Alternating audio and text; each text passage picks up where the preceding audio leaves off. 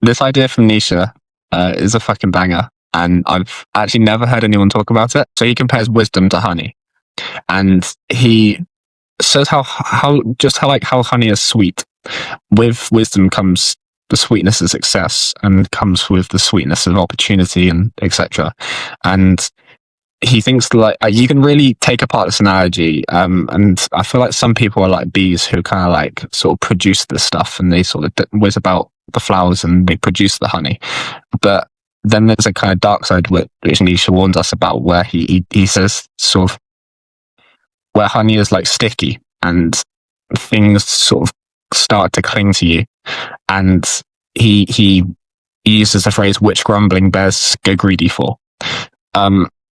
So when you're like the guy with the answers, essentially, people want like the fucking answers. And I think we can, as people that do a podcast who chase wisdom, but just people in general, I think that we are craving for honey. I just resonate a lot with this analogy.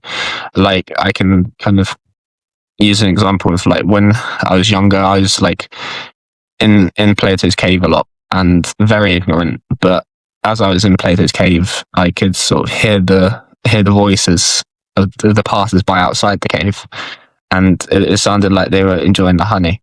And then I guess you kind of go from ignorant and you become wise, and it's a bit of a painful experience because the light from Plato's cave it hurts your eyes a bit, but you move through it.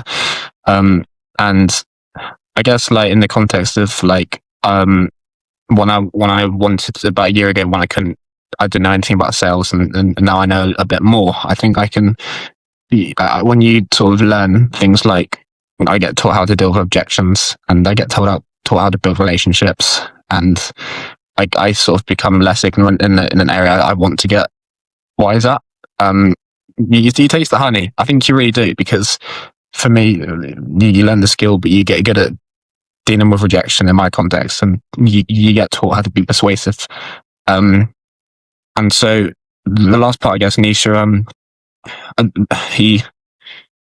he also briefly, I'm less versed on this, but he briefly touches on how it kind of creates this, being wise creates this sort of credibility about yourself, which often people use as bait, or he links it to this like fishing analogy, where like you where yes, you attract things, but you can do it in an unethical way, which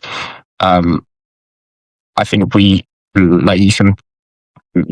people are kind of vampires for this honey, so you can definitely exploit them.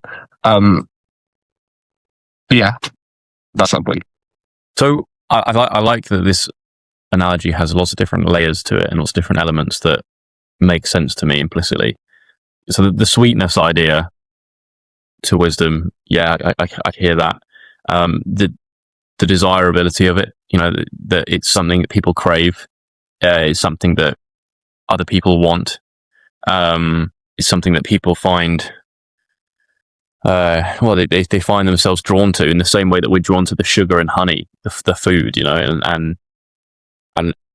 but there's also an element of like you can overindulge and that's not good for you also, in the same way that if you just ate honey and just ate sugar, it would make you very unwell, despite the fact that your brain, that you've got reward systems in your brain that will make you want to consume more, in the same way that you can be obsessed by a journey towards some wisdom, but then you can be blinded to all the other important things in life and just dial down on that one thing. So maybe that's another element of the sort of cautionary nature of Nietzsche's analogy there.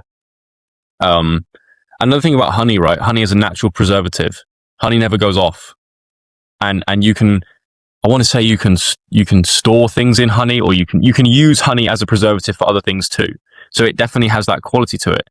And I think about that with wisdom too. When I saw in your notes document that you were going to bring this up, I hadn't heard of it before, but immediately what I presume Nietzsche was going to say is talk about that never going off effect of honey and relating that to how wisdom never decays.